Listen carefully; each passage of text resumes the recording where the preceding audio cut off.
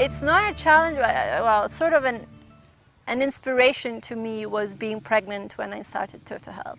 So I had to use my time between, caring for a baby, caring for me, and setting up an organization. So that was challenging, but it was something that I did with passion because it's something that was important to me, but I was thinking of other women in the same situation as me. Especially the educational component, because often I feel that in some of the settings here in Tanzania, I've lived here now for 20 years. I was born and grew up here. So I can say that I know some of the settings that sometimes women are spoken at without explanation of the rationale behind the information you're giving them. So it's very important for me that to be able to change behavior, you explain to someone why you have to do something, not just telling them to do it.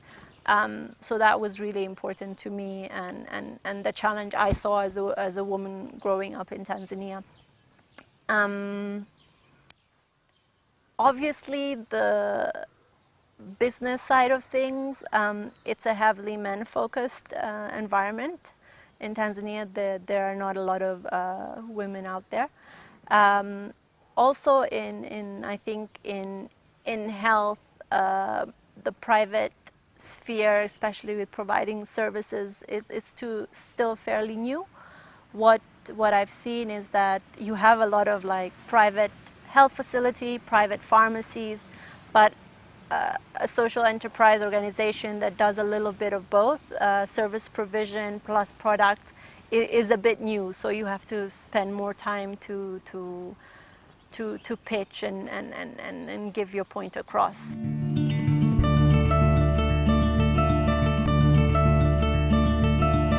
Well, at Total Health, we have amazing examples of two amazing women who joined our team as volunteers, and they were really shy at the beginning, and even the way we communicated in the office,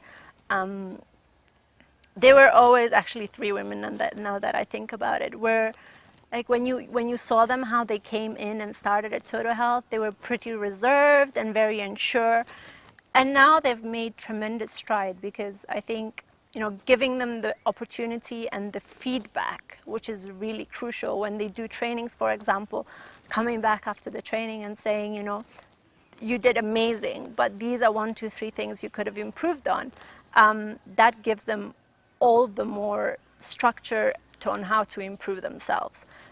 Because I feel sometimes in the settings here and the educational system, it's very hard for people who come from just fresh out of university to feel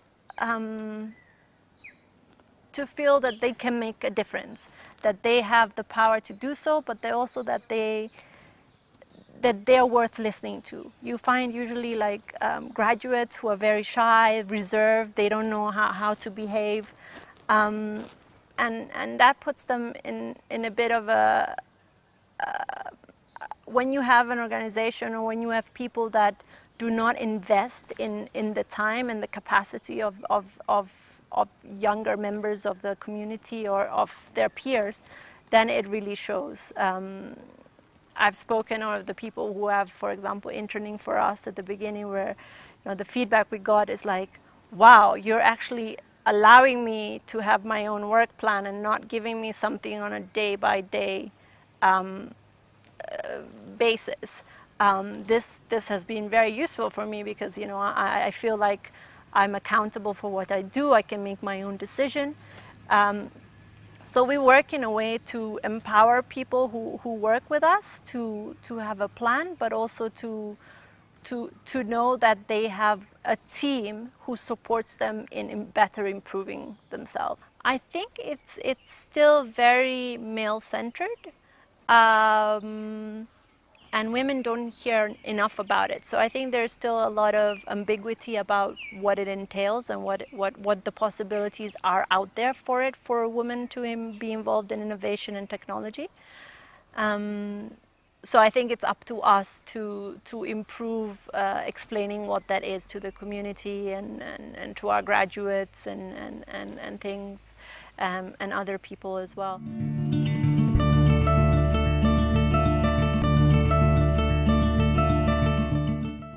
There's a lot of solutions out there that are brilliant.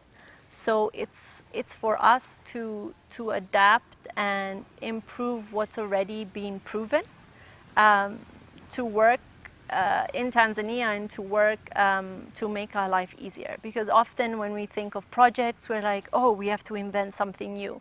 But there's something already out there that's a smarter person than us has created, so we can improve on that.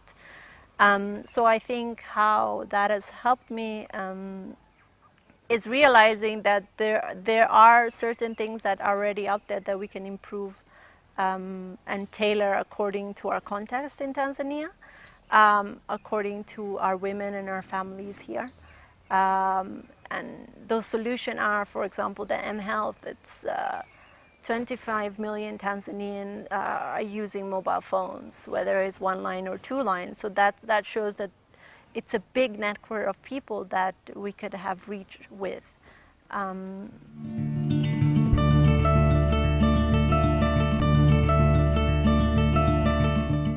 I think one of my biggest learning with Total Health and starting Total Health is that